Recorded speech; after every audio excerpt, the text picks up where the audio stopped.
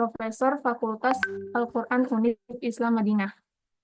Nah, di sini dari ayat kedua di atas yaitu Al-Ankabut ayat 28 sampai 29 di sini dijelaskan bahwasannya Nabi Lut menegaskan pengingkarannya terhadap perlakuan kaumnya atas banyaknya dosa yang telah mereka lakukan. Seperti seperti tadi yaitu berhubungan dengan sesama jenis, kemudian menghalangi orang-orang yang akan melewati jalan, kemudian sebagian mereka juga melakukan perampasan harta di jalan-jalan orang yang sering lewat.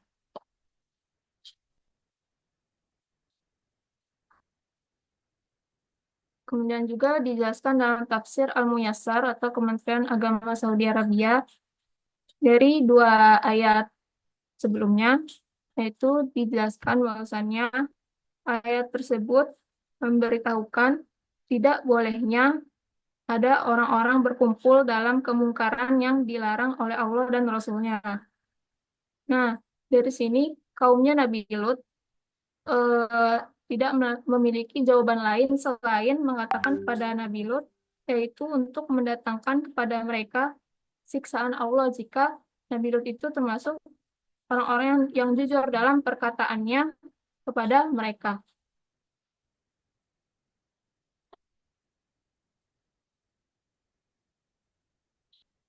Nah, selanjutnya saya serahkan kepada moderator. Oke, baik. Selanjutnya, tadi syukuran pada Sabita atas penjelasan tentang dalil ayatnya dan tafsirnya.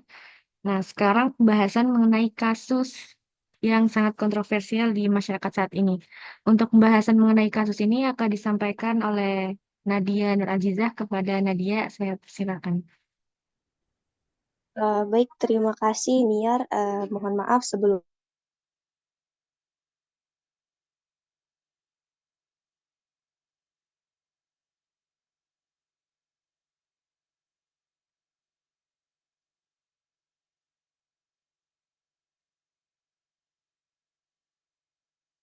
ini akan membahas tiga jenis kasus. Yang pertama ini ada pembahasan tentang konten atau hal-hal yang berbau LGBT sudah sudah sampai ke ranah hiburan yang sering ditonton mungkin oleh adik-adik, keponakan, atau cucu-cucu gitu. Lalu di kasus kedua tentang pasangan gay yang dihukum cambuk di Aceh, dan kasus terakhir ini mungkin teman-teman sekalian sudah tidak asing dengan wajahnya, ya ini tentang pasangan WNI yang sangat terkenal, sangat naik roket, naik daun sebagai pasangan LGBT gitu. Boleh uh, di next slide.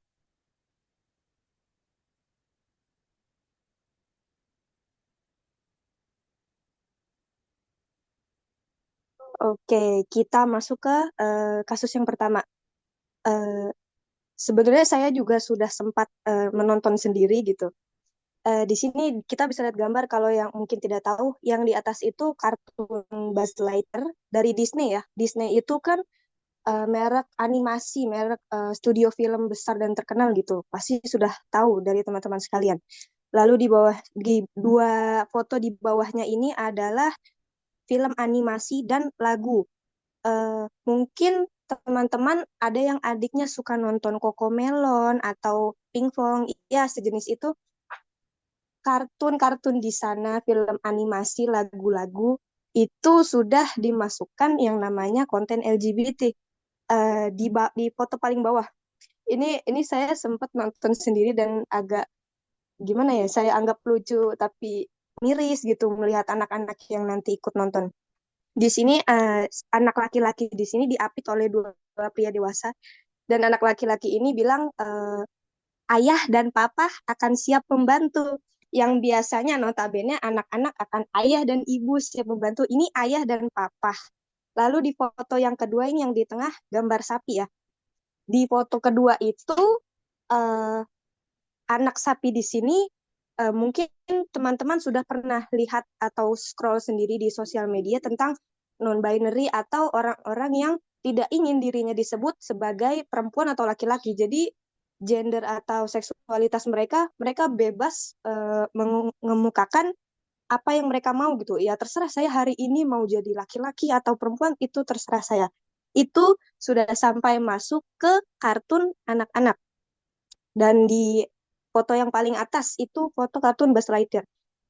Sebenarnya kartun ini di-banned atau dilarang tayang di 14 negara Asia, khususnya sih Asia Tenggara.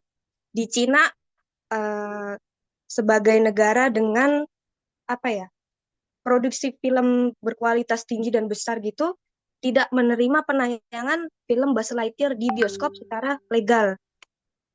Jadi mungkin karena teknologi sekarang sudah canggih, tidak nonton di bioskop tapi bisa dijangkau melalui situs-situs web online yang lain dan sebagainya, itu masih bisa ditonton oleh masyarakat umum gitu loh. Boleh di next slide?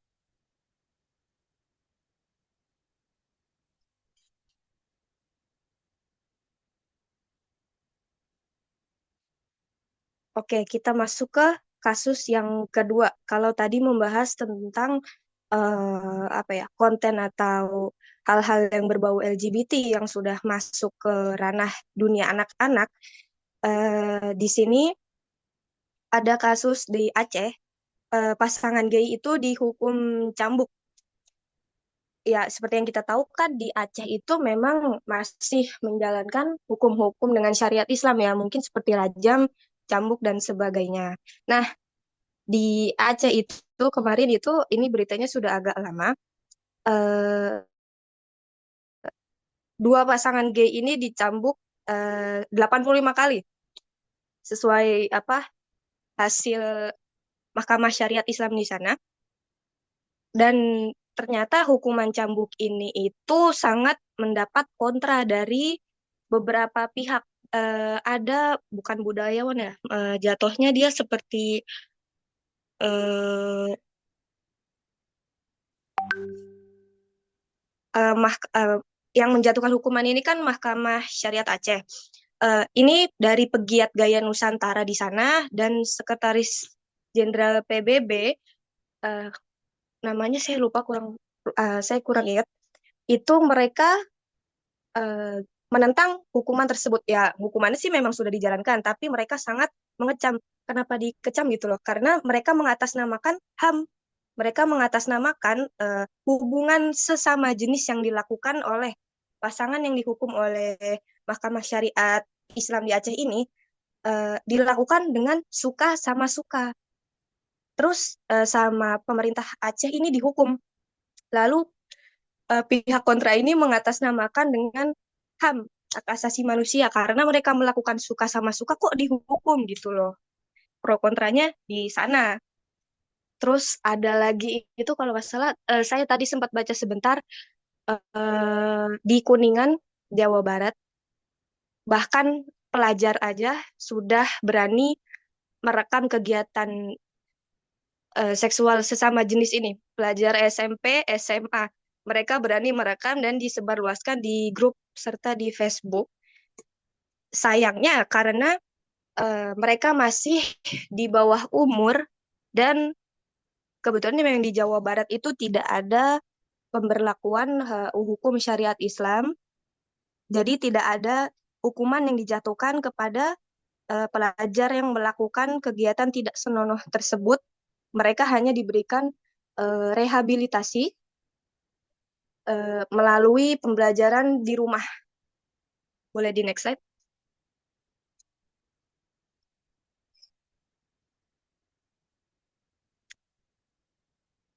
Kita masuk ke kasus yang terakhir. Kalau kalau lihat fotonya mungkin dari teman-teman udah pasti kenal. Ini udah pasti kenal. Disebut namanya pun sudah pasti kenal.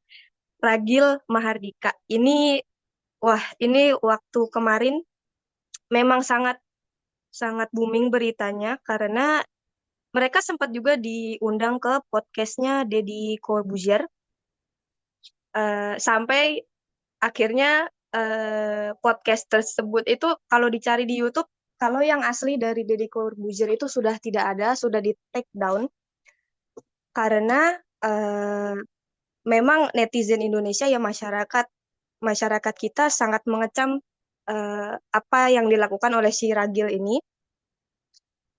Kalau nggak salah waktu itu subscriber dari Deddy Corbuzier sendiri itu sampai dalam waktu singkat 200.000 melakukan unsubscribe karena mengundang Ragil Mahardika ini untuk masuk ke podcastnya.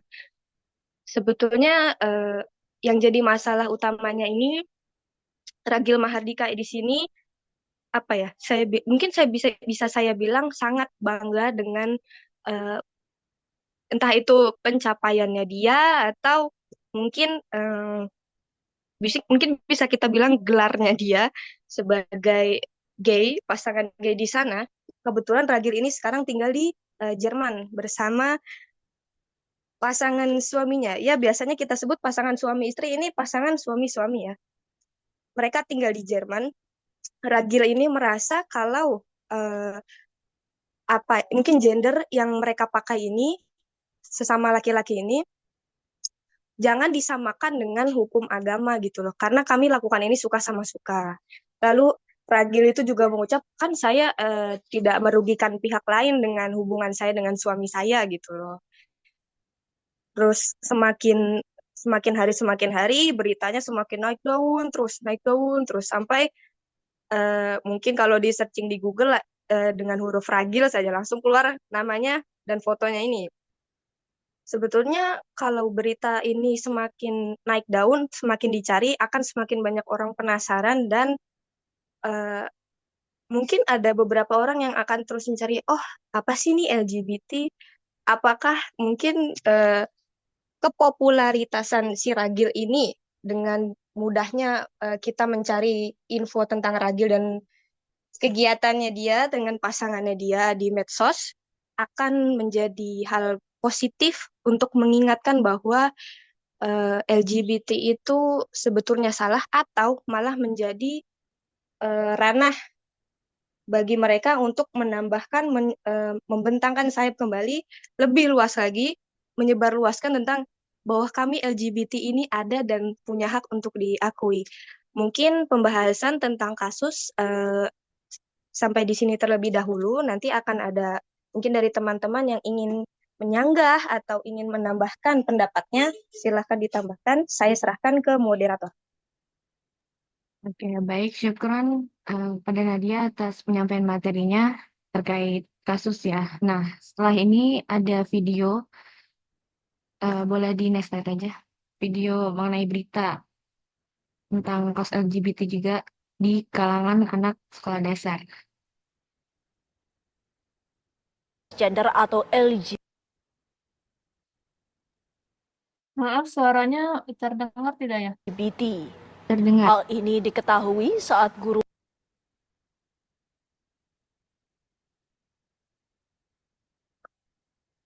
gender atau LGBT. Hal ini diketahui saat guru menggelar razia ponsel di sekolah. Kemudian guru mendapati ponsel siswa terkunci dengan password. Lalu guru meminta kata sandi dan ditemukanlah grup WhatsApp yang terindikasi LGBT. Kini kasus ini telah ditangani Dinas Pemberdayaan Perempuan dan Anak Riau.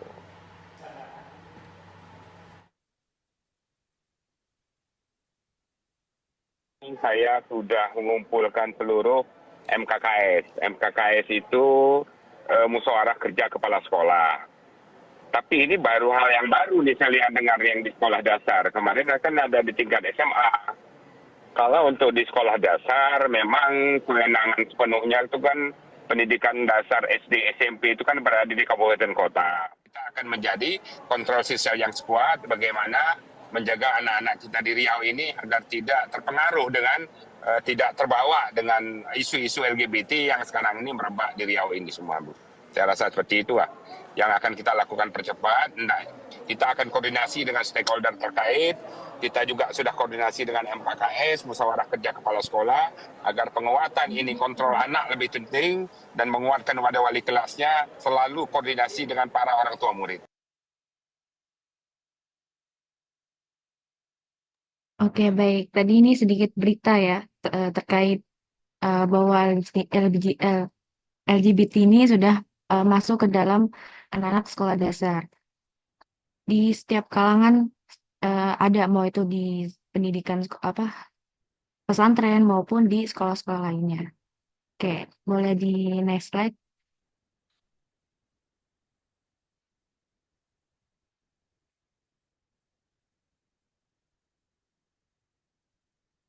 Nah, oke, selanjutnya untuk jenis-jenis dari homoseksual sendiri akan disampaikan oleh rekan saya, Sabita Zikra. Kepadanya saya persilakan. Baik, terima kasih kepada moderator atas kesempatannya. Sini saya akan menjelaskan tentang jenis-jenis homoseksual. Jadi setelah kita tadi membahas tentang ayat-ayatnya, kemudian kasus-kasusnya. Nah, di sini kita akan masuk ke pembahasan tentang jenis-jenis homoseksual.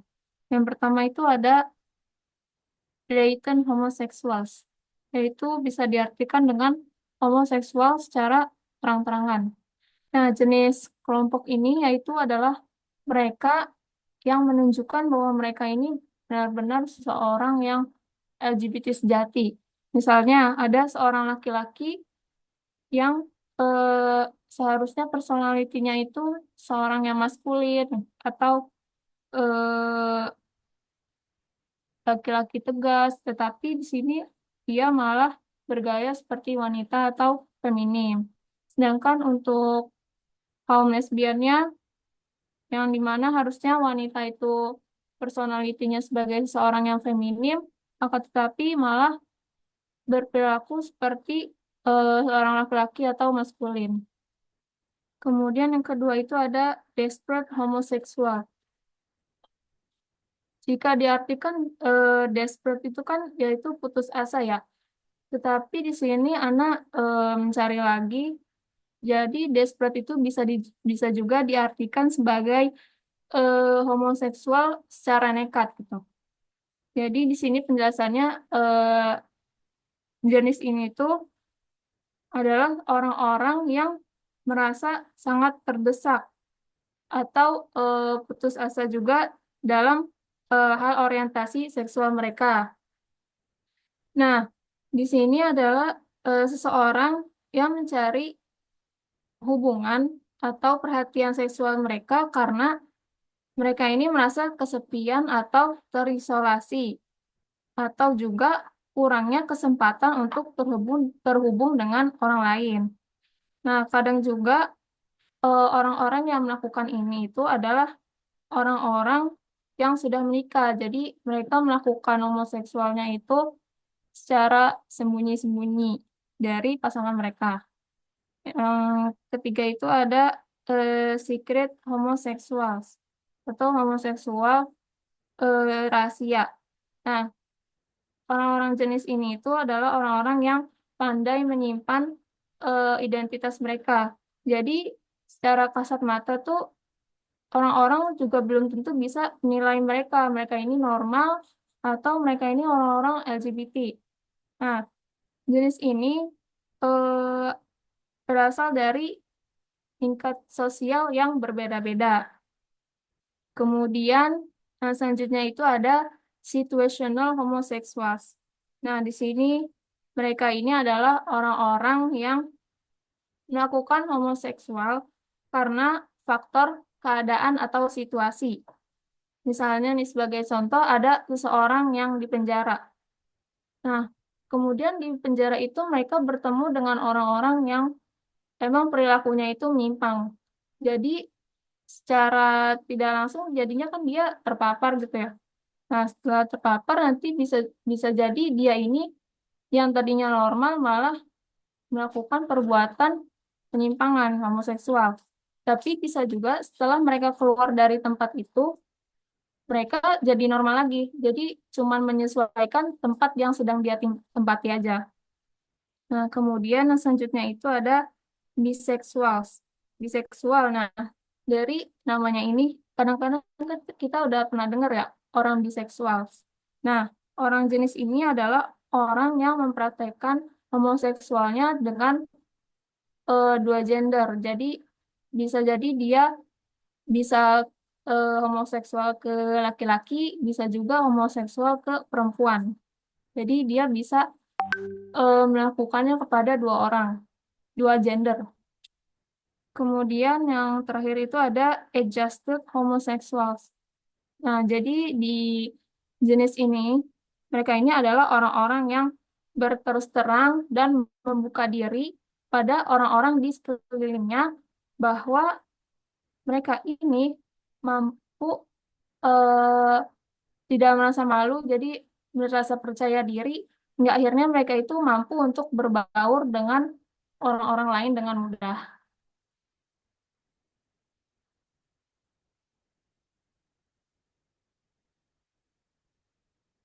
Nah, untuk selanjutnya saya serahkan kepada moderator. Ya, baik, syukron Cika atas penyampaian tadi terkait tentang jenis-jenis dari homoseksual itu. Mungkin sebagian dari kita juga pernah gitu ya bertemu ataupun ya melihat di berita dan sebagainya orang-orang seperti itu. Bahkan ya sekarang juga sudah banyak influencer ataupun artis-artis yang mereka itu terang-terangan bisa tampil ke publik gitu. Pasti mereka itu disokong dana, maksudnya ada dana yang menyuplai mereka gitu supaya komunitas mereka ini ternotis dengan masyarakat gitu ya. Nah, sekarang kita bahas terkait faktornya. Bisa dilihat dari gambar-gambarnya yang pertama ada faktor biologis. Faktor biologis ini berhubungan dengan gangguan fungsi fisik atau kerusakan genetis. Artinya itu seseorang berperilaku abnormal karena ada gangguan pada fungsi fisik, seperti kerusakan otak yang berakibat pada trauma dan kondisi ini yang membuat emosi seseorang itu menjadi nggak stabil atau istilahnya labil gitu ya. Yang kedua itu faktor psikologis. Faktor psikologis ini akibat dari eh, faktor yang biasanya muncul karena pengalaman hidup atau peristiwa yang bermasalah yang membekas sehingga membuat trauma pada kehidupan seorang itu. Misalnya sebuah trauma yang terjadi bertahun-tahun yang lalu dapat mempengaruhi pikiran dan perilaku mereka. Orang-orang yang mempunyai penyakit mental dan sebagainya ini mereka sangat rapuh gitu ya, karena mudah sekali untuk bisa terjerumus dengan hal-hal yang buruk tadi. Yang ketiga itu faktor sosiokultural. Faktor ini biasanya muncul karena budaya atau pergaulan, di mana pemicunya itu adalah interaksi personal dengan lingkungan hidupnya.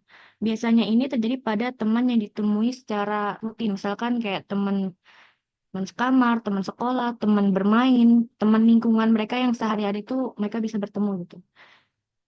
Nah, dari ketiga faktor ini, faktor yang dominan yang menjadikan seseorang menjadi homoseksual itu di zaman saat ini adalah faktor sosiokultural dan psikologis, yaitu faktor dari lingkungan dan psikologisnya.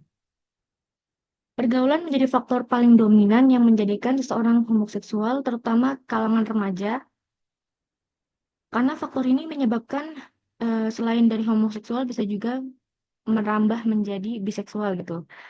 Faktor selanjutnya adalah faktor psikologi. Faktor ini berupa kenangan masa lalu, misalnya di mana ketika masa anak-anak, mungkin saja ketika dia masih kecil, dia pernah menjadi korban pedofilia ataupun korban kekerasan seksual, terus korban sodomi, ataupun dan kekerasan seksual lainnya gitu. Hal ini bisa saja terjadi di lingkungan pesantren, sekolah, maupun di lingkungan apapun itu ya. Nah, pada awalnya mereka ini hanya menjadi korban, namun sering berjalannya waktu, di kemudian hari mereka bisa menjadi pelaku dari homoseksual itu sendiri. Oke, selanjutnya boleh di next slide.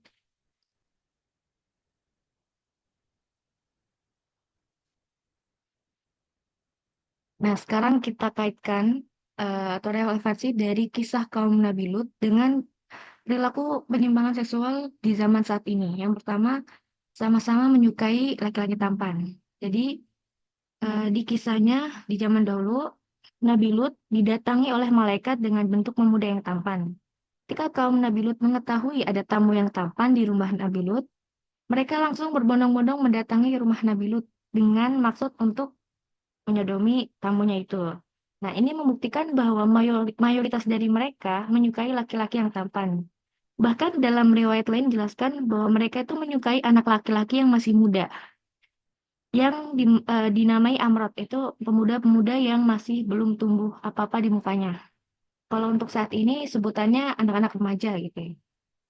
Nah, pelaku homoseksual di zaman modern saat ini menjadikan remaja-remaja tampan dan laki-laki yang tampan sebagai pasangan seksual mereka.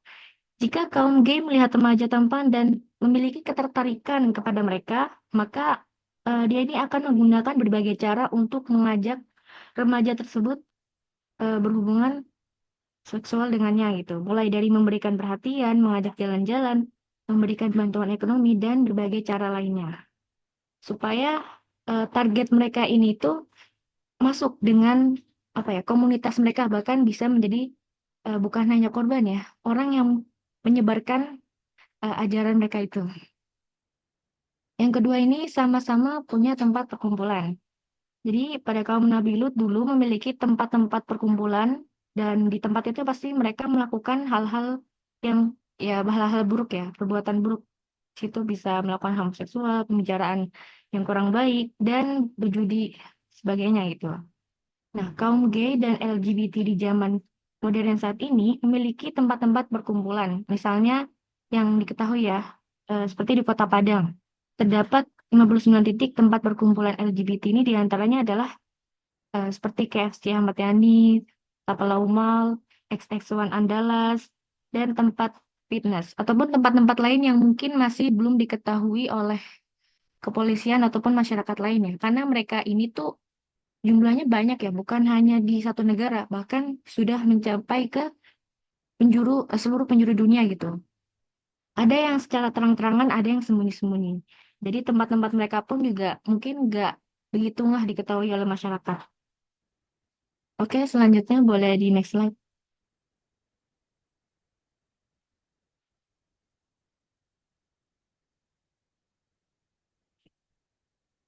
Oke, selanjutnya sama-sama tidak takut azab Allah. Jadi gini, ketika Nabi Lut menasehati kaumnya untuk meninggalkan perbuatan keji itu dan mengajak bertakwa kepada Allah, eh, kaumnya malah justru membantah, mengolok-olok, menolak, dan sebagainya gitu ya. Mereka seakan-akan apa itu azab Allah gitu ya. Dan percaya dengan apa ya, tidak takut dengan sesuatu hal yang buruk yang akan terjadi di kemudian hari atas perbuatan buruk mereka. Nah, apa yang terjadi pada kaum Nabi Lut ini juga terjadi pada zaman modern saat ini. Kaum gay yang ada di zaman modern ini tidak takut dengan ancaman masuk neraka. Malah mereka lebih takut terinfeksi HIV atau AIDS dibanding dengan ancaman masuk neraka dan sebagainya gitu. Hal ini merupakan fakta yang dikemukakan oleh Arman Ahmad, dokter spesialis penyakit dalam yang juga menangani kasus HIV di Sumatera Barat. Beliau memiliki 25 pasien mahasiswa dan alumni dari IAINSE Sumatera Barat yang terinfeksi HIV atau AIDS akibat melakukan homoseksual. Ketika beliau bertanya kepada mereka, para korban itu menjawab, ada yang menjawab, biarkan Allah yang menentukan karena Allah nantinya akan menghitung pahala dan dosa dari setiap hamba. Ada juga yang menjawab lebih takut pada HIV daripada neraka karena sudah tertanam dalam diri mereka itu penyakit HIV itu sangat menyakitkan gitu. Nah, selanjutnya sama-sama tidak menyukai ketertarikan pada lawan jenis. Kaum Nabi Lut telah terbukti tidak mempunyai ketertarikan pada jenis kelamin yang berbeda. Ini terlihat dari jawaban ketika Nabi Lut menawarkan putrinya untuk mereka nikahi. Mereka menjawab dengan mengatakan, kamu telah tahu bahwa kami tidak mempunyai keinginan terhadap putri-putrimu dan kamu telah mengetahui apa yang kami kehendaki. Dari jawaban mereka yang secara lantang menolak putri-putri dari Nabi Lut ini dan keinginan mereka yang kuat untuk tetap pada yaitu menyodomi para tamu Nabi Lut itu. Terlihat bahwa mereka sama sekali tidak punya ketertarikan terhadap lawan jenis. Nah, pelaku homoseksual di zaman modern ini juga punya kesamaan dengan kaum Nabi Lut. Sebagian mereka juga tidak mempunyai ketertarikan terhadap lawan jenis. Jadi, sukanya perempuan dengan perempuan, laki-laki dengan laki-laki. Hal ini terbukti dengan adanya fakta bahwa sebagian dari pelaku homoseksual tidak menikah. Sebagian dari mereka tetap menikah karena desakan keluarga ataupun mungkin tekanan sosial ya di masyarakat. Jadi mereka menikah tapi tetap dengan perbuatan mereka yang masih belum berubah gitu loh. Dari jawaban kaum Nabi Lut yang menolak putri-putri Nabi Lut itu dan fakta bahwa kaum gay di zaman modern saat ini eh, bahkan mereka ini memperjuangkan untuk melegalkan pernikahan sesama jenis. Itu membuktikan bahwa mereka tidak memiliki ketertarikan sama sekali dengan lawan jenis mereka. Oke, selanjutnya bisa di next slide.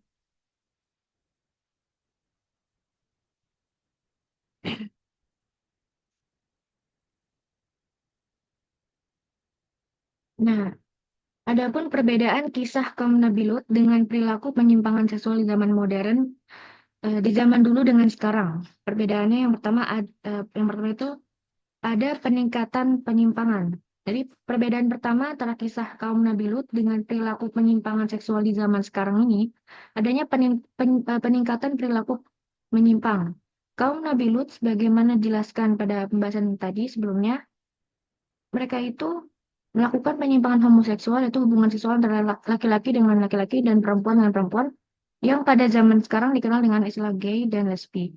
Sedangkan penyimpangan seksual yang terjadi pada zaman modern ini sudah berkembang. Selain gay dan lesbi, ada juga yang biseksual. Jadi di zaman itu cuma hanya lesbi dan gay aja, tapi kalau di zaman sekarang tuh udah banyak macamnya. Jadi juga sudah jelaskan ada jenis-jenis homoseksual juga dan bahkan di zaman saat ini menambah lagi kasusnya menjadi biseksual. Lalu ada usaha legalisasi pernikahan sesama jenis. Perbedaan kedua antara kisah kaum Nabi Lut dengan perilaku penyimpangan seksual di zaman modern, khususnya LGBT, adalah adanya usaha menyebarluaskan perilaku penyimpangan mereka. Kaum Nabi Lut dulu tidak ada menyebarkan kemungkaran mereka. Mereka hanya mengusir orang-orang yang berusaha menasihati mereka dan mengajak orang yang mereka sukai untuk melakukan hubungan seksual. Di zaman modern, kaum LGBT sengaja membuat komunitas untuk menunjang kegiatan mereka dalam rangka menyebarkan virus penyimpangan seksual dan usaha untuk melegalkan aktivitas mereka. Apalagi didukung dengan Amerika Serikat yang sudah melegalkan pernikahan sesama jenis. Kaum LGBT di Indonesia pun mulai melaksanakan misi mereka untuk melegalkan pernikahan sesama jenis juga. Mereka menggunakan jargon Indonesia tanpa diskriminasi untuk menjadi pintu masuk pengesahan perkawinan sesama jenis di Indonesia ini, seperti yang disebutkan dalam dokumen The Yogyakarta Principles atau Prinsip-Prinsip Yogyakarta yang ditetapkan di Jogja tahun 2006, bahwa negara-negara di dunia kini dituntut menghilangkan diskriminasi berdasarkan atas perbedaan gender atau orientasi seksual. Oh ya, eh, jadi tadi Mia sebutkan ada prinsip dari Yogyakarta gitu ya. Oke, mungkin teman-teman belum tahu apa sih itu prinsip dari Yogyakarta itu. Oke, jadi Mia bacakan sedikit ya. Enggak semuanya, sedikit aja tentang prinsip-prinsip dari Yogyakarta itu apa misalnya. Jadi salah satu isi dari prinsip-prinsip Yogyakarta itu, setiap orang berhak menikmati HAM tanpa diskriminasi berdasarkan orientasi seksual atau identitas gender. Setiap orang berhak atas kesetaraan di depan hukum dan perlindungan HAM tanpa adanya diskriminasi yang mempengaruhi atau yang tidak mempengaruhi penikmatan HAM orang lain. Hukum harus melarang diskriminasi semacam itu dan menjalin setiap orang mendapatkan perlindungan yang setara dan efektif dari diskriminasi. Jadi mereka itu menuntut untuk negara mewajibkan atau mewujudkan prinsip-prinsip kesetaraan dan non-diskriminasi berdasarkan orientasi seksual dan identitas gender dalam konstitusi nasional atau perundangan lain yang sesuai. Jika belum termasuk di dalamnya, termasuk dengan cara amandemen dan sebagainya. Oke. Nah, salah satu cara mereka, para komunitas mereka ini, supaya aktivitas mereka ini dilegalkan di negara kita ini, ataupun eh, apalagi melegalkan tentang pernikahan sesama jenis itu. Mereka itu berusaha untuk mendekati yaitu para pemimpin negara. Misalkan untuk kebijakan kepada 3 lembaga negara yang berwenang mengevaluasi kebijakan negara seperti Kementerian Dalam Negeri, lembaga eksekutif, terus DPR, Dewan Perwakilan Rakyat, dan Mahkamah Konstitusi. Oke, selanjutnya boleh di next slide.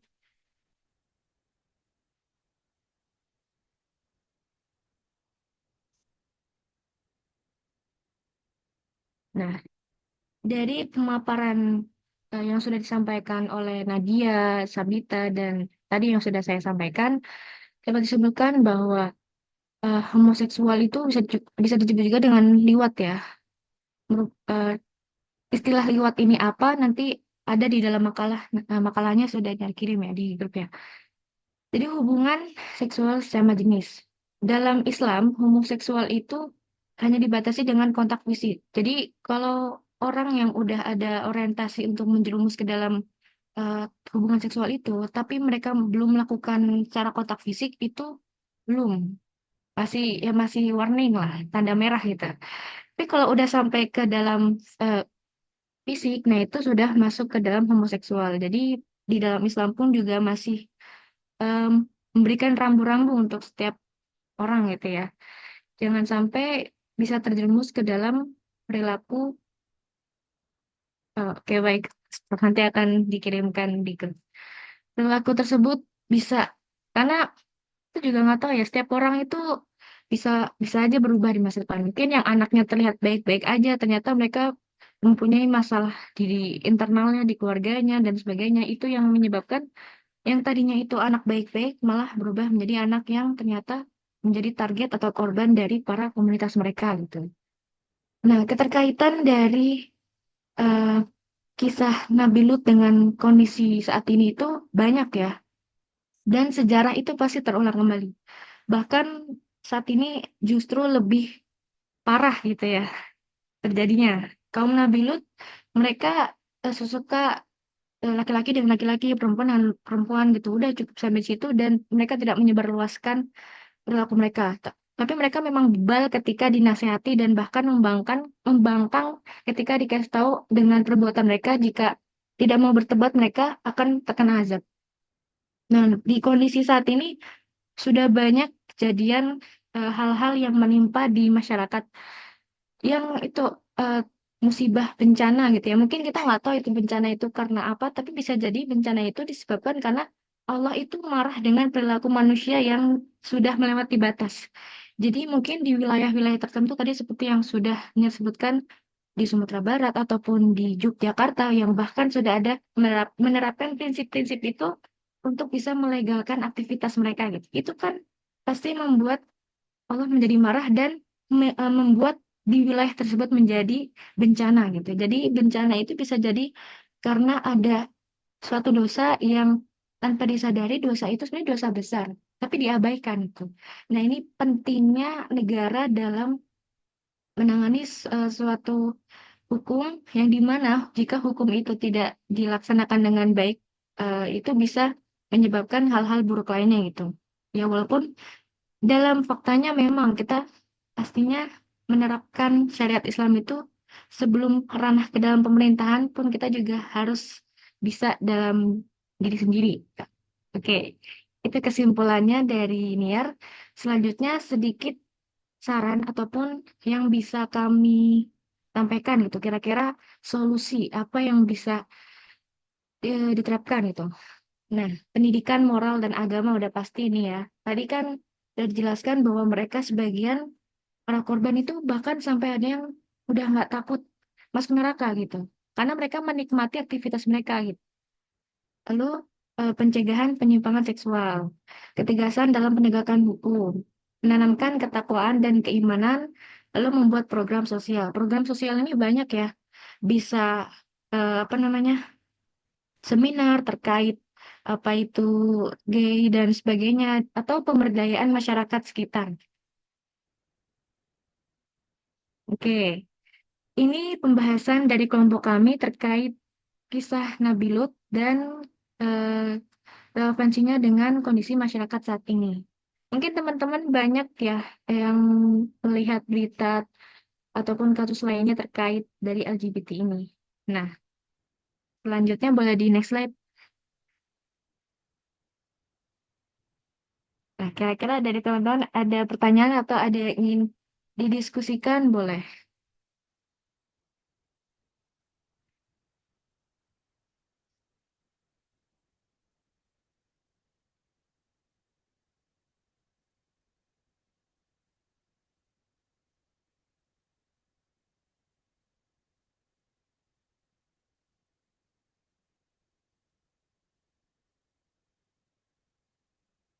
Ya, boleh ditunggu ya teman-teman sekiranya memang sudah paham semua gitu ya terkait dari materi ini, alhamdulillah. Tapi kalau misalkan memang ada yang ingin diskusi terkait masalah masalah ini LGBT ataupun sebagainya, boleh didiskusikan aja, kita belajar bareng-bareng gitu.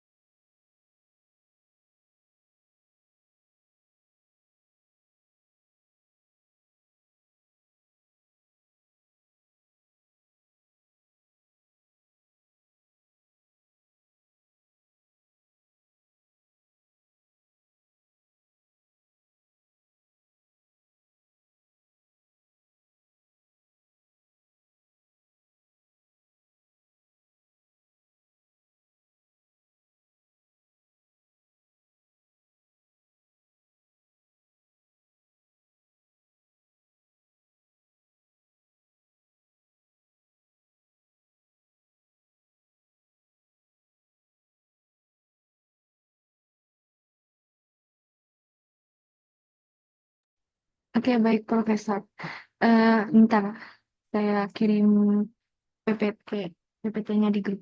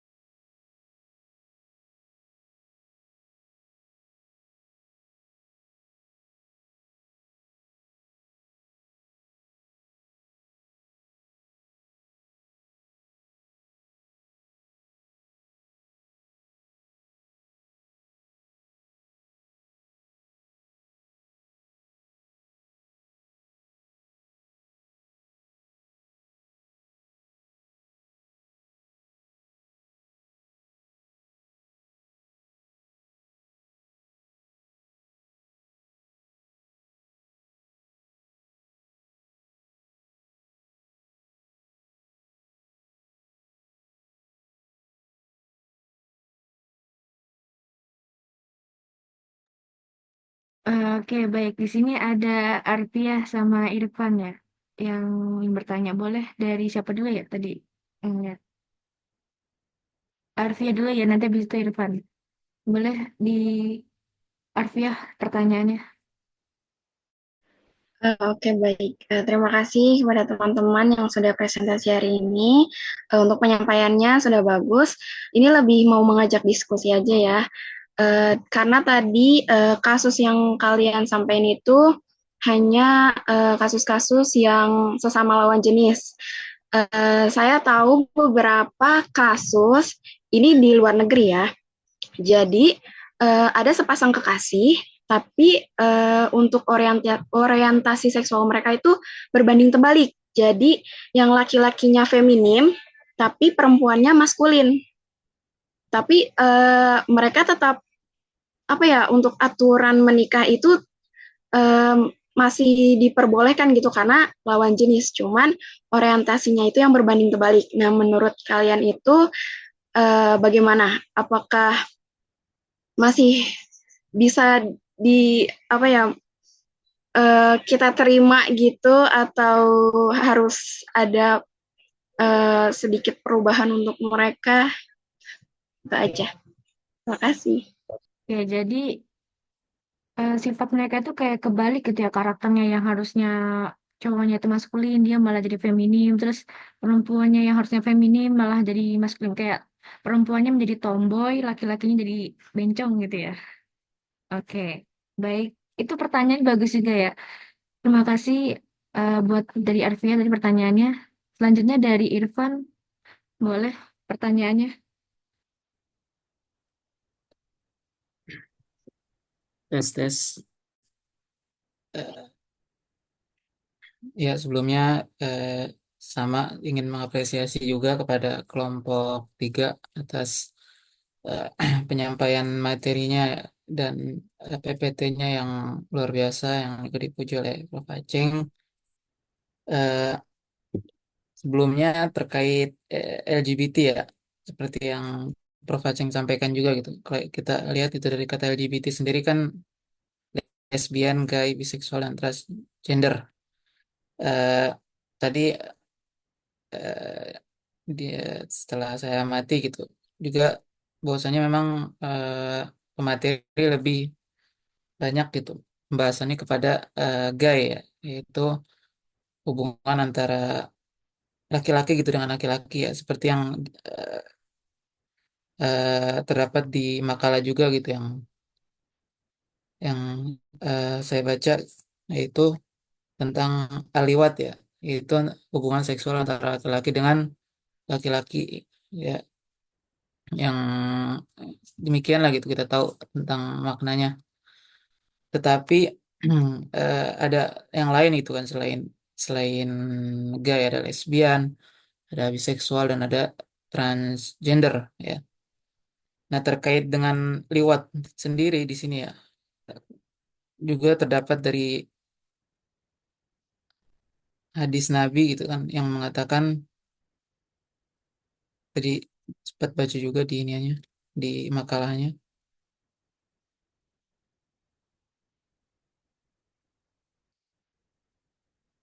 Ya, jadi Rasulullah bersabda ya, man wajadtumuhu ya'malu amala qaumi Lut faqtulul fa'il wal maf'ul bih ya, faqtulul fa'il wal maf'ul bih ya.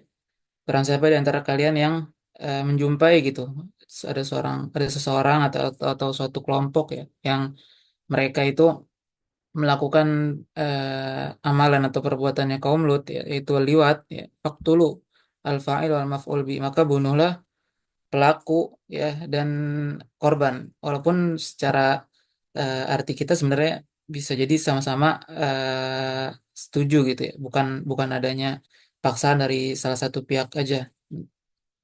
Nah, di situ kan hukuman terkait liwat itu ya, atau kalau sekarang kita istilahkan gay. Nah, untuk yang lainnya gitu misal dari lesbian, dari apa namanya, seksual dan transgender ya, itu kan kalau yang dari saya pahami gitu itu belum termasuk dari yang dimaksud oleh Rasulullah dalam hadis gitu, atau yang disebutkan di dalam Al-Quran ya, terkait kaum Lut yang menyukai sama laki-laki gitu. Contohnya eh, biseksual, ya. Bise- eh, transgender, misalnya transgender. Nah, itu kan biasanya eh, memiliki kelainan atau orientasi seksual gitu, seperti laki-laki yang menyerupai perempuan ya, atau eh, perempuan yang menyerupai laki-laki.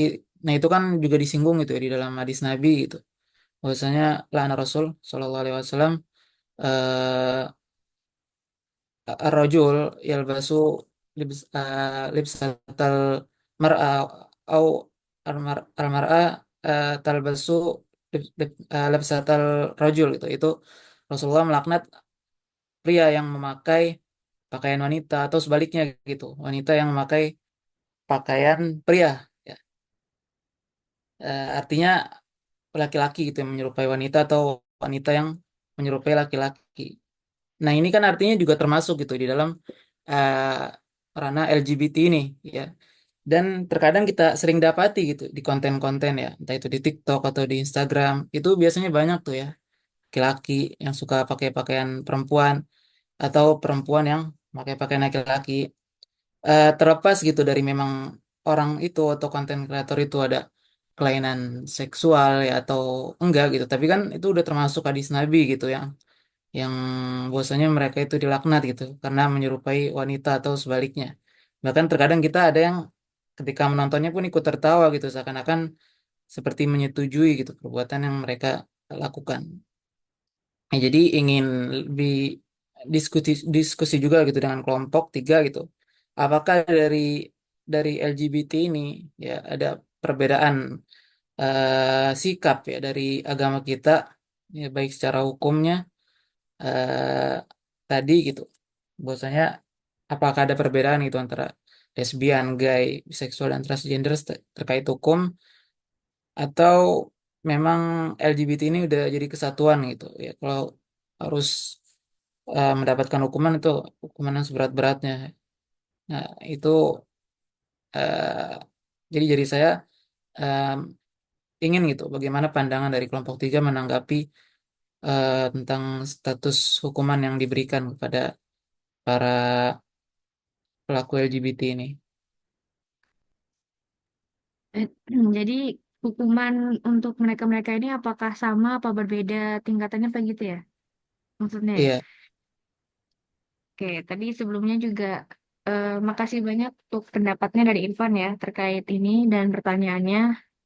Dari kami akan mempersiapkan dulu jawabannya tadi dari Arifia juga, dari Irfan dan sekarang ada dari Martiza. Martiza yang ingin bertanya, boleh saya persilakan. Ya baik, terima kasih atas kesempatannya kelompok tiga. Di sini saya mau diskusi dibahas nih tentang media sosial ya, terutama saya melihatnya tuh di X, Twitter gitu kan. Eh, Orang-orang yang pro dengan LGBT. Nah, pro LGBT ini kan ada yang memang LGBT, ada yang hanya dia pro dengan ide itu gitu. Jadi banyak orang-orang yang pro LGBT ini terang-terangan gitu mengakui bahwa ya dirinya pro dengan adanya LGBT ini gitu.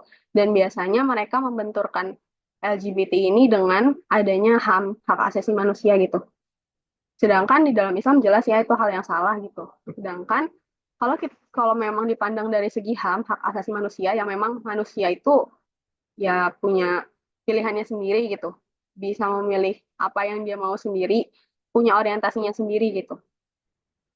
Nah, yang mau saya tanyakan, bagaimana pandangan dari teman-teman presentator mengenai fenomena tersebut gitu. Karena biasanya mereka yang pro dengan LGBT itu lebih apa ya bisa dibilang lebih ya, agresif gitu dalam menyampaikan pesan, menyampaikan ide mereka juga.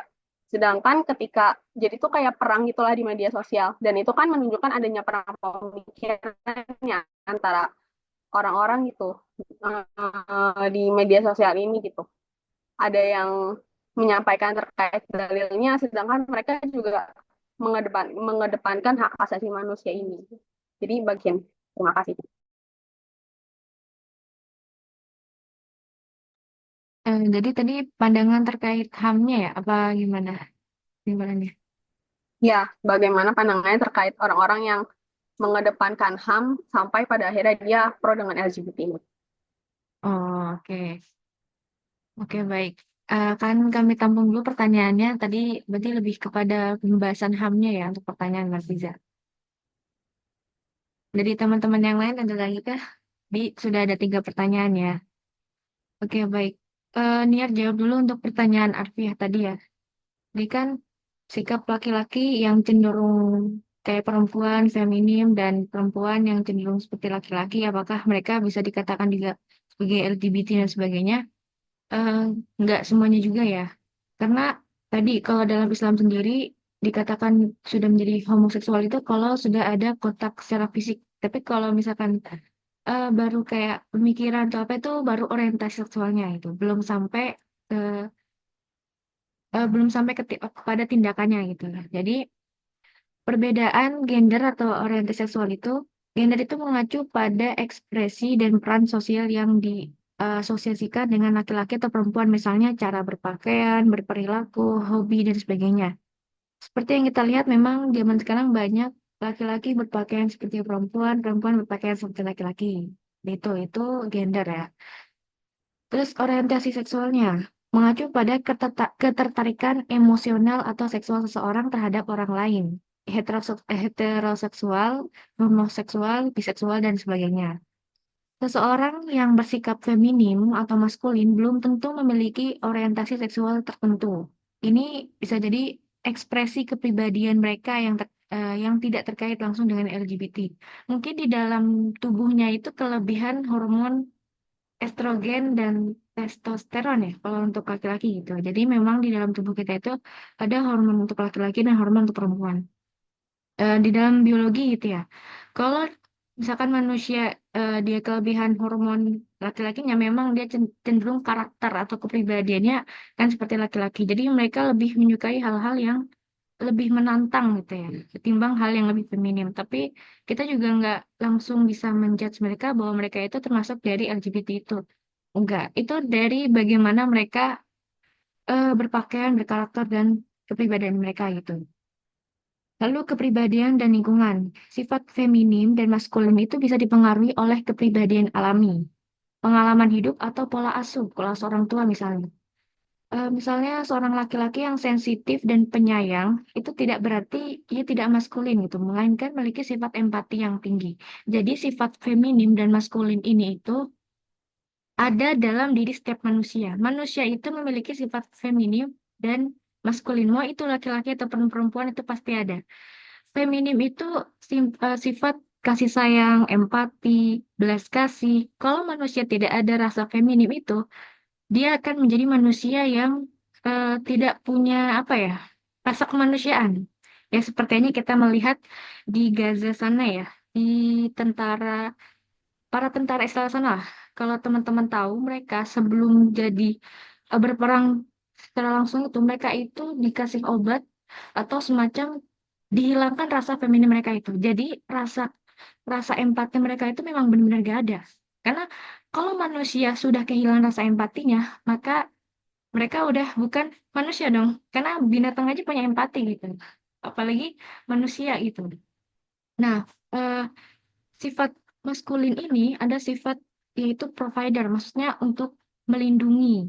Jadi di dalam diri kita juga pasti kan ada rasa ketika kita dalam bahaya, kita pasti ada rasa ingin melindungi diri kita sendiri ya. Misalkan ada kita di jalan terus ketemu orang menjahat atau begal, pasti di dalam diri kita kita juga ingin melawan gitu ya. Kalau di dalam diri kita nggak ada rasa maskulin, kita akan menjadi orang yang lemah gitu. Jadi sifat feminim dan maskulin ini dalam diri manusia itu ada dan memang gitu ya kebanyakan laki-laki itu sifatnya maskulin, faktanya memang gitu ya, dan perempuan tuh feminim karena memang sudah menjadi fitrahnya seperti itu. Dan dari dua sifat ini harus seimbang. Laki-laki yang dia bisa melindungi perempuan gitu ya, apalagi dalam kasus seperti ini gitu. Jangan sampai yang seharusnya dia bisa menjaga, melindungi dan sebagainya, misalkan menjaga keluarganya, menjaga adiknya dan sebagainya, dia malah tidak bisa gitu. Dan sifat feminim itu Kenapa lebih banyak perempuan? Karena perempuan kan akan menjadi seorang ibu, mengasuh anak dan membimbing. Itu kan membutuhkan rasa empati dan sebagainya gitu ya. Oke, jadi kalau misalkan dibilang laki-laki banyak menggunakan logika, sedangkan perempuan banyak menggunakan perasaan, ya memang seperti itu fitrahnya. Karena kalau sampai perempuan menggunakan logikanya, manusia aja bisa berubah menjadi batu gitu. Itu kan menurut legenda dari Malin Kundang ya. Ketika seorang anak sudah membantah orang tuanya sampai ada di level orang tuanya itu, ibunya itu sampai dihina habis-habisan gitu. Maka saat itu juga ibunya bukan bersifat feminim lagi. Dia langsung bersifat maskulin. Maksudnya menggunakan logikanya berdoa kepada Allah tentang anaknya ini. Itu kan cerita legenda di daerah Sumatera gitu ya. Jadi itu kurang lebih jawabannya dari Niar. Bagaimana Arfia?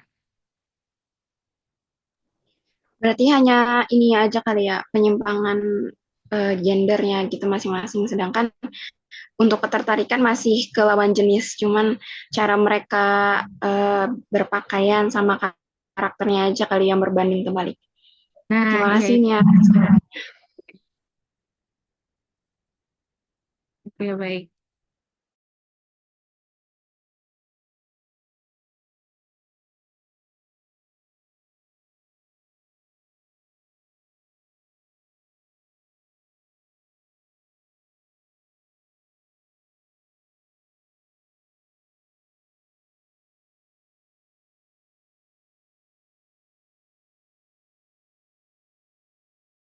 Oke, baik. Tadi ada dua pertanyaan lagi yang belum dijawab ya. Pertanyaan Irfan sama Martiza. Dari Nadia atau Sabita ingin menjawab untuk pertanyaan Irfan atau Martiza boleh disampaikan aja ya, nggak apa-apa. Niat persilakan itu.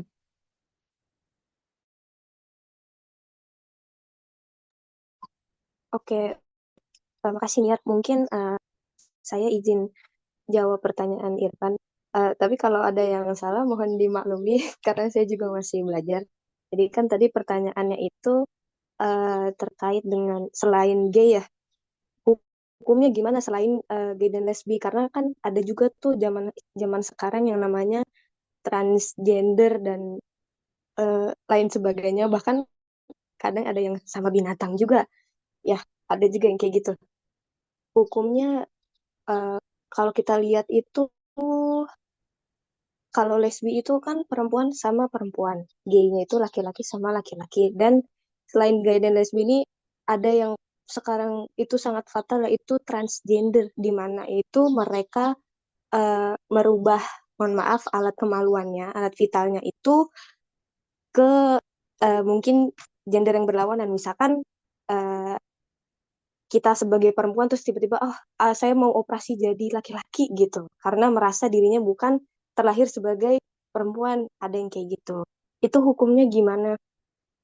Sebenarnya kalau dilihat di sini itu walaupun beda jenis perilakunya, tapi ada satu kesamaan, sama-sama mereka itu apa ya, mengingkari kodrat yang sudah dikasih sama Allah Subhanahu wa taala.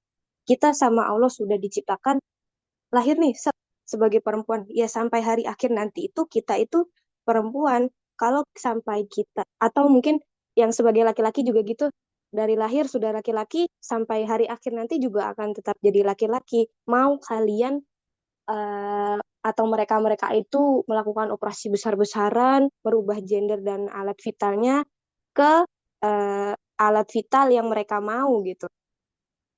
Intinya mereka itu sudah salah karena menyalahi kodrat Allah Subhanahu wa taala. Hukumnya di sini udah jatuhnya haram. Terlebih lagi mereka itu kalau kalau misalkan operasi wajah karena kecelakaan itu diperbolehkan karena tujuannya memang untuk memperbaiki apa yang rusak. Dan kalau transgender ini jatuhnya udah haram lah karena merubah apa yang sudah Allah kasih. Mereka mengganti apa yang sudah Allah berikan dari eh, sejak mereka lahir gitu loh. Hukumnya itu sudah haram. Jadi inti utamanya itu dari sekian banyak permasalahan atau kelainan terkait seksualitas ini atau gender ini, karena menyalahi kodrat Allah itu sudah termasuk salah, dan apalagi yang transgender ini masuknya haram karena dia itu merubah apa yang sudah Allah berikan secara lahiriahnya. Eh, apakah Irfan sudah mengerti atau ada yang kurang?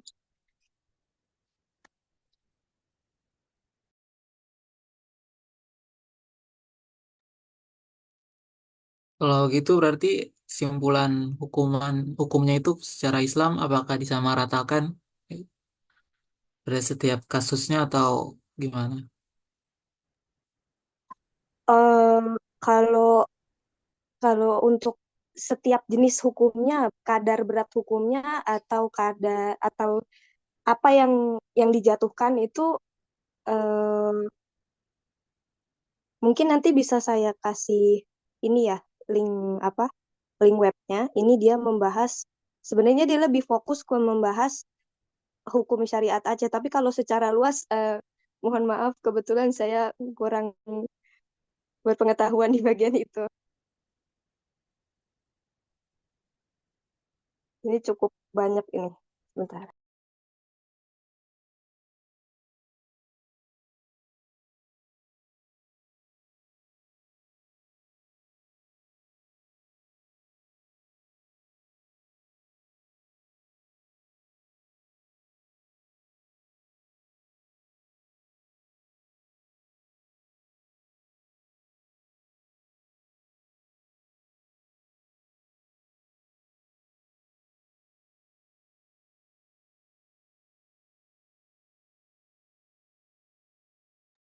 Oh, dari web yang saya baca ini sampai CNN, BBC dan segala macam juga meliput ya.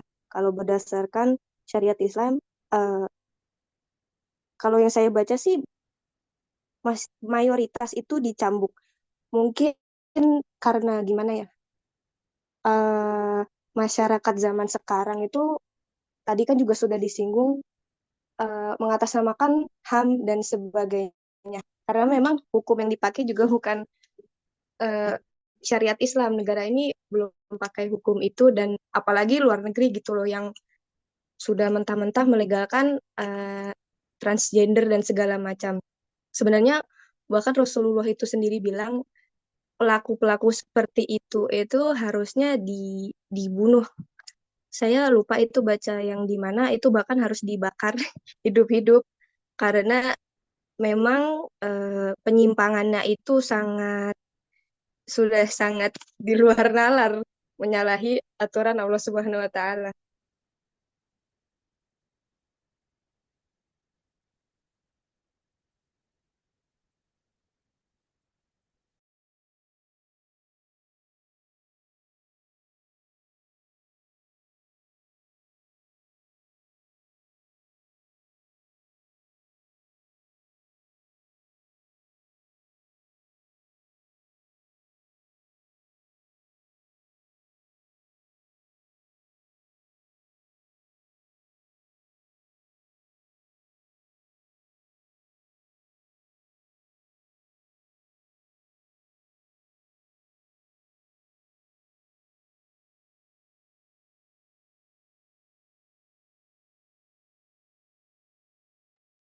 Eh, Ya sebelumnya ingin menyampaikan juga gitu ya, saya alasan dari pertanyaan ini kenapa? Karena eh, kita tahu gitu bahwasanya hukum Islam itu kan menyatukan gitu, maksudnya walaupun gitu mungkin sebagian kita gitu atau bahkan mayoritas kita masih belum bisa untuk menerapkan gitu, tapi setidaknya kan kita ada kesatuan gitu, ada kesepakatan di dalam hukum gitu untuk eh, orang-orang yang seperti itu, saya apa para pelaku LGBT. Karena bahkan di sebagian negara kan mereka juga sikapnya berbeda-beda. Berarti kita ambil contoh di negara-negara Eropa atau negara Barat. Eh, kita nggak bisa katakan gitu bahwasanya mereka semua menyetujui tentang LGBT gitu atau mereka sepakat gitu akan legalisasi dari LGBT. Contohnya aja gitu dari informasi yang saya dapat juga bahwasanya Polandia itu salah satu negara yang masih cukup tegas gitu. Artinya sikap pemerintahnya gitu terhadap para pelaku LGBT ini gitu. Artinya mereka nggak memberikan tempat dan ruang gitu bagi para pelaku LGBT di sana gitu. Selain Polandia juga ada Rusia gitu kalau nggak salah. Nah artinya kan sebenarnya kalau dalih mereka gitu terkait apa namanya HAM dan PBB atau sebagainya, artinya mereka itu sebenarnya nggak bisa gitu. Misal PBB mengintervensi gitu suatu kebijakan suatu negara ya, ya yang seandainya negara itu bisa bersikap tegas. Contohnya seperti di Polandia ya. Bahkan Polandia bahkan pernah diancam untuk dikeluarkan dari NATO atau apa gitu kalau nggak salah. Tapi ternyata memang nggak bisa gitu. Artinya nggak bisa sewenang-wenang itu juga bagi PBB atau eh, lembaga-lembaga yang setingkat dengan mereka. Artinya kan bisa dikembalikan gitu. Bagaimana ke kebijakan setiap negara. Tapi kan kita tahu tadi kebijakan setiap negara akhirnya berbeda-beda. Ada yang bahkan sampai melegalkan seperti di Jerman, di Prancis ya kalau juga nggak salah. Bahkan di Thailand ya kalau nggak salah. Di negara tetangga kita gitu yang bahkan sudah terang-terangan juga akhirnya melegalisasi dari LGBT ini ya. Jadi kalau kita mau mengambil pandangannya dari negara-negara itu berbeda-beda gitu. Makanya lebih kepada sebenarnya bagaimana Islam itu sendiri memandang itu. Tapi tadi kan juga disebutkan itu oleh Nadia, ya. Karena memang itu tadi gitu. Artinya yang masih jadi pertanyaan apakah memang pada akhirnya hukumannya itu setara gitu bagi setiap mereka atau memang sesuai dengan kadar perbuatannya itu.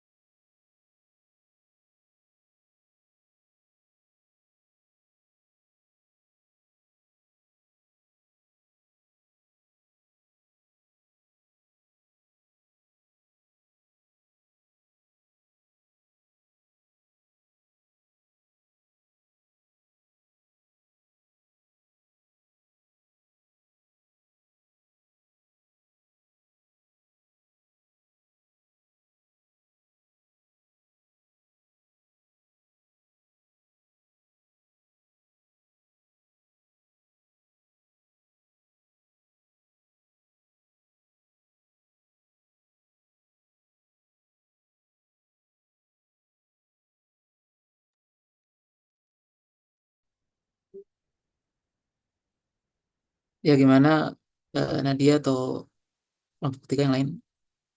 Kalau seandainya memang apa namanya? Oke, tadi dari Irfan juga bagus ya. Bahkan bukan cuma Polandia, Nier juga pernah baca eh, berita gitu. Di Rusia juga mereka itu sangat melarang keras tentang tindakan LGBT itu. Tapi di negara lain mereka sangat digaung-gaungkan. Karena memang komunitas-komunitas mereka ini tuh disokong dana yang lumayan besar di negara-negara adidaya ataupun adikuasa gitu. Ya mungkin kita nggak tahu itu mereka siapa. Karena ya, mereka itu bisa jadi orang-orang yang memang sengaja menciptakan itu kembali ada gitu ya. Terus untuk terkait hukumnya tadi ya, eh, kan ada LGBT, lesbi, gay, biseksual, dan transgender. Kalau transgender itu kan dia merubah bentuk ya. Kalau merubah bentuk apapun itu, eh, yang misalkan tadinya di perempuan, di laki-laki, itu double kali ya. Karena selain dia merubah sesuatu yang udah seharusnya itu kan juga sudah dosa. Apalagi kalau misalkan dia salah satu orang yang homo juga atau lesbi juga gitu, itu kan jadinya double. Mungkin ada orang yang dia tuh lesbi tapi dia nggak ngubah bentuk gitu. Ada juga yang orang dia gay tapi dia tetap dengan bentuknya itu tapi dia tidak merubah. Tapi ada juga orang yang dia tuh transgender dan dia itu gay ataupun lesbi gitu. Itu kan jadi ada yang sampai kompleks begitunya ya. Tapi ada juga secara medis untuk sebagian orang-orang yang dia itu diperbolehkan untuk memilih. Maksudnya itu dia seperti orang intersex atau hermafrodit gitu. Jadi dia boleh memilih untuk jenis kelaminnya itu mau laki-laki atau perempuan. Karena ternyata ya dia itu terlahir karena memang secara alami ya, bukan karena kemauan dia. Jadi harus diharuskan untuk operasi, memilih salah satu dari apa, nggak boleh dua-duanya gitu. Kalau untuk hukum syariat itu, eh, kalau liwat itu untuk laki-laki ya, laki-laki dan laki-laki, sehat untuk perempuan.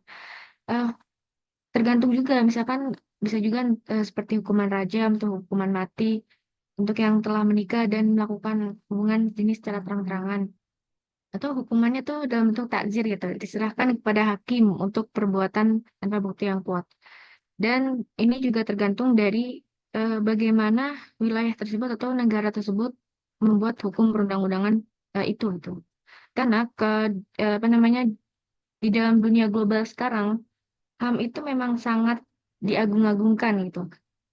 Jadi ini juga yang menjadi acuan dari para komunitas mereka untuk menyokong apa namanya, em, menyuarakan kesetaraan hak dalam hak asasi manusia gitu. Ya ini di balik itu semua juga ada mereka yang ingin apa namanya, dilegalkan aktivitasnya gitu. Itu tambahan dari Niar Irfan. Gimana Irfan?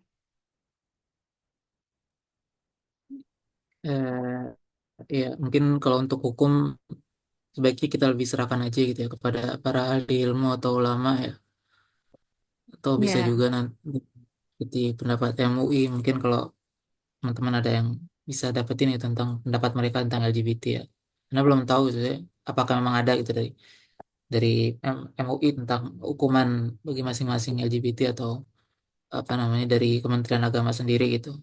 Jadi mungkin bisa dicari lebih lanjut aja ya untuk hukumannya. ya, betul. Oke. Tadi terima kasih juga Irfan atas pertanyaannya. Sekarang untuk pertanyaan terakhir tadi ya dari Martiza. Untuk pertanyaan Martiza eh, akan dijawab oleh Sabita. Boleh, silakan Sabita. Ya, jadi tadi kan tanyanya itu tentang hak asasi manusia dan kaitannya dengan LGBT ya. Nah, jadi kan Indonesia sendiri itu dilindungi oleh hak asasi manusia ya, baik bagi personal maupun dalam bermasyarakat. Nah, akan tetapi di sini kan sering muncul ya isu-isu tentang LGBT. Kalau misalnya LGBT itu adalah termasuk dari hak asasi manusia karena itu merupakan keinginan masing-masing dari pelakunya kan. Nah, kalau menurut saya sendiri ya, terkadang kita mungkin kita pernah dengar perkataan kita menghargai perbedaan bukan penyimpangan. Sedangkan LGBT sendiri itu merupakan penyimpangan karena kenapa dikatakan penyimpangan? Karena penyimpangan itu udah menyalahi kodrat.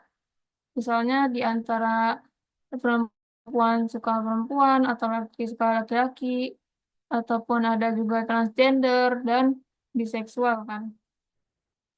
Nah, kemudian di dalam masyarakat juga malah ada yang mendukung LGBT sendiri kan.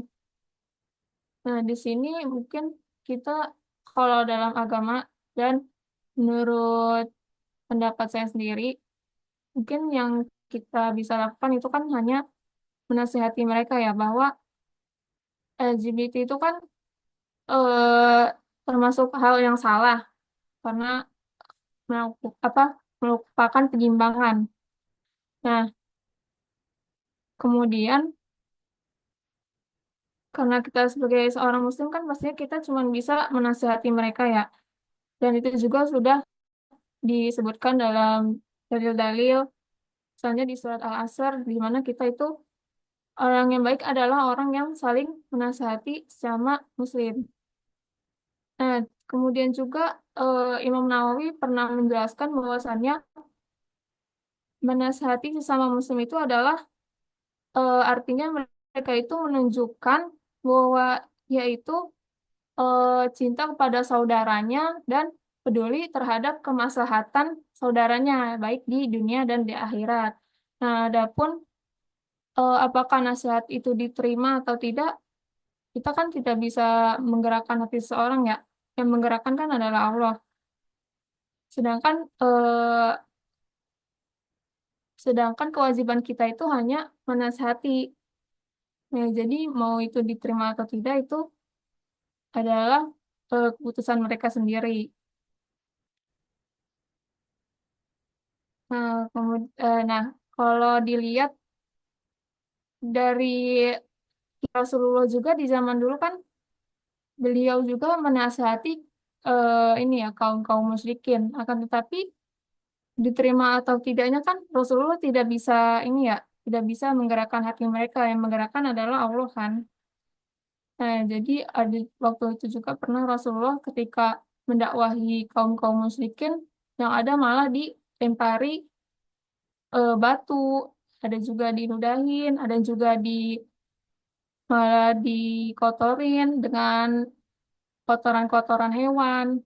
Nah, dari situ kan menjadi bukti bahwa kewajiban manusia sama muslim itu adalah menasehati, sedangkan diterima atau tidak oleh mereka itu adalah keputusan mereka ba- dan dan berkat bantuan dari Allah. Seperti itu.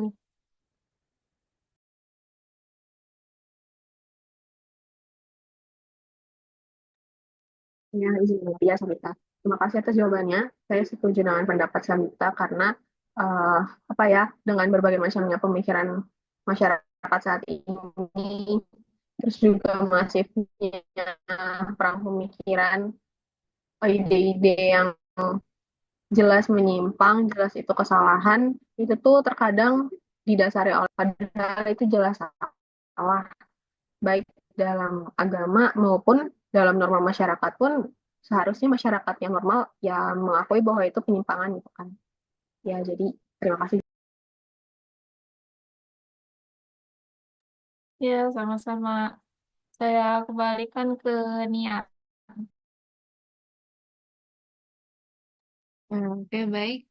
Syukron tadi atas pertanyaan dari Martiza dan jawaban dari Sabitah ya.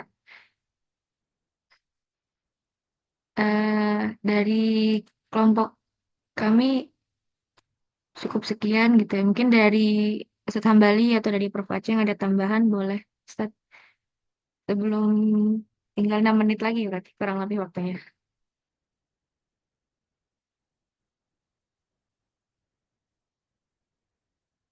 Sama izin bertanya Ustadz, untuk minggu depan nanti presentasinya 2 kelompok atau 1 kelompok aja Ustadz? Oh ya, minggu depan. Minggu depan 2 ya, karena kita kemarin waktunya keambil buat. Sebenarnya kemarin tuh bukan karena libur gitu, tapi karena aktivitas ya. Jadi siapkan 2 kelompok ya. Ya, Ya, baik. syukron pada kelompok 3 atas presentasinya. Bagus ya, sudah terlihat dari sisi pemaparannya dan tampilan presentasinya, terlihat menguasai gitu. Moga-moga diikuti kelompok-kelompok berikutnya ya. Alhamdulillah ya, baru kali ini ya Prof. Aceng senang gitu dengan presentasi. Mudah-mudahan bisa terus ya. Kalau dari sisi apa namanya teknis ya, semuanya sudah bagus. Ini alhamdulillah Prof juga sudah ngasih nilai A nih. Ya, saya langsung aja ya, saya catat nanti teman-teman kelompok ini nilainya A gitu. Alhamdulillah ya, saya senang sekali gitu karena akhirnya ada juga kelompoknya yang akhirnya melaksanakan apa yang Prof arahkan gitu. Selama ini Prof tuh men-share gitu teman-teman, tapi kok setiap hari kok nggak berubah-berubah gitu ya. Alhamdulillah nih baru ketemu di kelompok ini, saya ikut senang. Kalau dari saya ada sedikit ini tambahan sedikit ya, tapi meskipun ini sudah bagus semua ya, sudah sudah sempurna lah. Tapi ini ada masukan dari saya terkait eh, sistematika penulisan nanti ya. Makalah nanti seperti ini. Ya sedikit aja.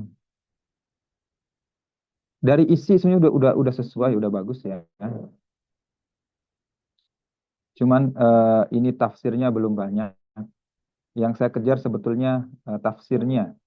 Tafsirnya tuh kalau bisa dari tafsir bahasa Arab karena saya ingin mata kuliah Al-Quran ini tidak meninggalkan begitu saja kekhasan prodi kita yaitu pendidikan bahasa Arab. Jadi teman-teman ya harus mencoba memahami teks Arab melalui tafsir Al-Quran itu ya. Mana Al-Qurannya? Referensi.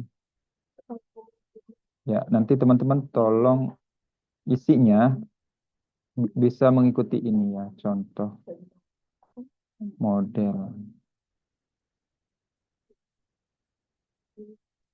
Ya, ini nanti teman-teman pelajari sendiri aja ya. Download karena kalau saya jelaskan waktunya habis juga. Saya udah menemukan clue-nya. Teman-teman sudah berhasil mendapatkan sudah berhasil memaparkan eh, apa namanya? Pertama harusnya tuh pertama tapi meskipun nggak sesuai sistematika tapi teman-teman sudah berhasil mengungkapkan poin-poin penting ya dari mata kuliah ini yaitu eh, kasus yang terjadi di fenomena masyarakat ya teman-teman sudah menemukan yaitu kasus-kasus LGBT. Yang kedua tafsir ya atau ayat ya teman-teman juga sudah mendapatkan itu tapi itu berbahasa Indonesia. Nggak tahu teman-teman ada nggak itu yang bahasa Arabnya tampilkan aja. Yang saya kejar itu tafsiran bahasa Arab ini gitu ya. Ini dari tafsir dari mufasir siapa. Saya pengen teman-teman tuh eh, mampu memahami tafsir berbahasa Arab ya yang orisinal. Yang saya tampilkan itu tafsir Quran yang ada di internet ya. Terus yang ketiga itu konklusi. Konklusinya tuh apa yang seharusnya apa yang seharusnya menurut teman-teman lakukan ya untuk mengatasi permasalahan yang terjadi fenomena fenomena masyarakat yang terjadi menurut Al-Qur'an ya. Itu kan menurut Al-Qur'an itu bukan pendapat kita, tapi pendapat mufassirin ya berdasarkan tafsir Ibnu Katsir, Jalalain, As-Sindi gitu ya atau Mukhtasar dari Saudi Arabia menyimpulkan LGBT itu ya haram-haramnya itu kan masih kalau misalkan kita masih belum membaca tafsirnya masih buat saya haram itu kan masih apa namanya ya masih postulat ya gambaran umumnya haram gitu tapi teman-teman harus justifikasi dengan fatwa ulama dari tafsir Quran gitu kan.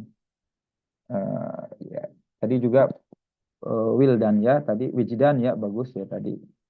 Kalau kita buka tafsirnya itu nanti kelihatan itu bahwa LGBT itu masuk fahsya azim ya di situ ada. Nah, yang mengatakan fahsya azim itu ulama ya. Saya sendiri ya ikut NU. Itu kalau orang NU itu ulama sekali Imam Ibnu Katsir itu fatwanya kita nggak bisa bantah gitu.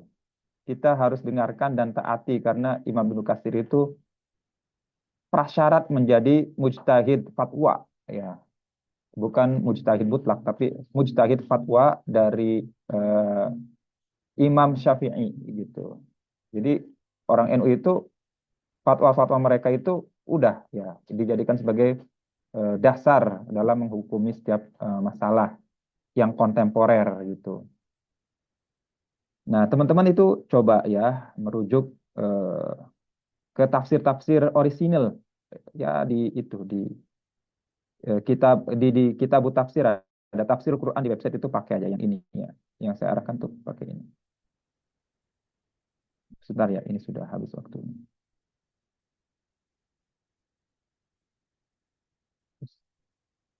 pakai ini, tafsirul Quran. Ya, hilang.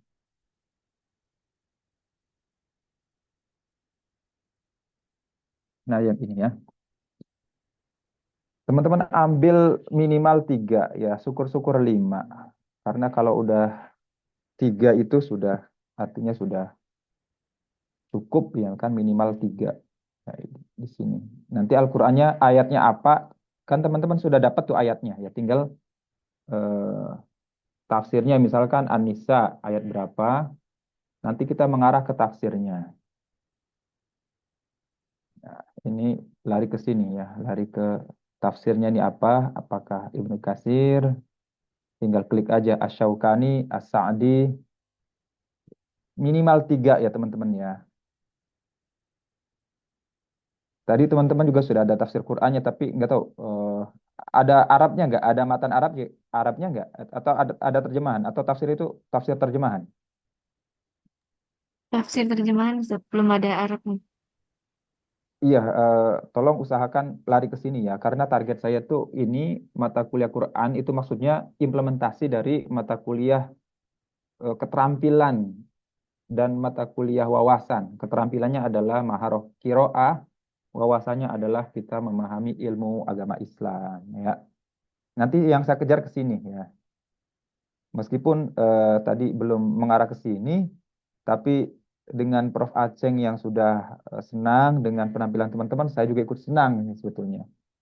Ya, Alhamdulillah Prof ini eh, penampilannya sangat luar biasa. Saya juga senang ya, teman-teman percaya diri, menyampaikan poin-poin seperti itu seperti kelihatan udah profesional ya. Tidak lagi kelihatan membaca apa yang ditampilkan di presentasi, itu kelihatan nggak profesional kalau begitu ya. Tapi kalau pointer-pointer teman-teman jelaskan, apalagi tadi ada pertanyaan langsung tanggapi, nggak menunggu waktu, itu udah luar biasa ya. Seperti perkuliahan dulu. Kalau perkuliahan zaman sekarang kan minta waktu gitu diskusi, nggak langsung ditanggapi, artinya nggak begitu menguasai materi ya. Baik teman-teman, bisa bab al-waqt qad intaha ya, syukran jazilan ala hadhihi al-munaqasyah wa natamanna fi usbu al-muqbil an tuqaddimun al-arad atau al-mawad bisyakal jamil kama fa'alna ha al-yaum ya. Ya, syukran jazilan wa idza wajadtum al-mushkilat atau asya ukhra fal ittasilu bi abro WhatsApp ya. Haya nuhi hadihi ad-dirasah bil hamdalah wa du'a kifatul majlis. Alhamdulillahirabbil alamin. Subhanakallahumma bihamdika asyhadu an la ilaha illa anta astaghfiruka wa atubu ilaik. Assalamualaikum warahmatullahi wabarakatuh. Waalaikumsalam warahmatullahi wabarakatuh. Syukran Ustaz. Syukran. Ya, izin lift ya teman-teman ya. Syukran Ustaz.